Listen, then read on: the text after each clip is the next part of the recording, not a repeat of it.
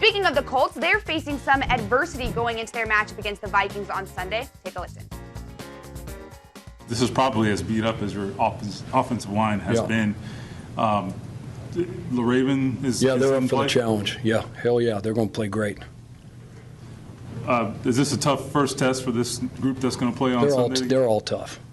They're all tough, Steve. We know that. It is what it is. I don't think coaches like to have the toughness of their offensive linemen called into question by guys in shirts like I wear. So you heard Chuck Pagano say, "Oh, my OC, my offensive line, rather, is going to be just fine here at BMAC. No problems." They've had problems all year protecting the quarterback. Now you're going against that Vikings front, which we know is very good. Andrew Luck has struggled to try to stay up on his feet. Do we really think that they've made this a priority to protect Andrew Luck? Because it looks like every year he just gets beaten up even worse. Well, they tried to. Remember, they used quite a few picks in this 2016 draft to improve the offensive line. That was the idea, Young right? players, it's going to take time. It's going to take time.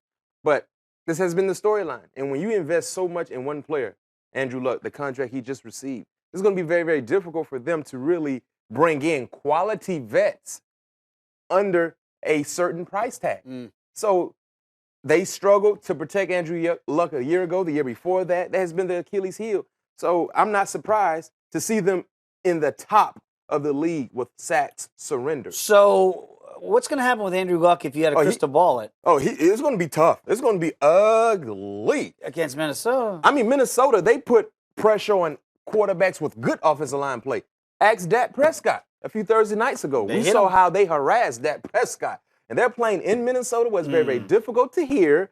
And you better believe, Andrew Luck, I hope he is healthy as can be, because he will hit the turf quite a bit. And I just wonder if you had to kind of foreshadow the rest of his career, could it be shortened if they don't get him help up front? He's an athletic guy, but as of late, the last 2 seasons, he's been dealing with a lot of injuries because he takes so many hits. And also, when he's not in the pocket, he's not that smart runner.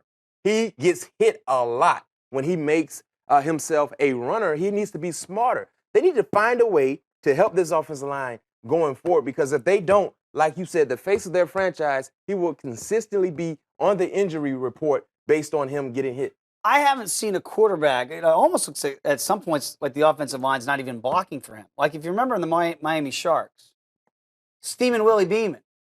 They didn't block for Steamin' Willie Beeman. He said, there'll be a whole lot of changes around here.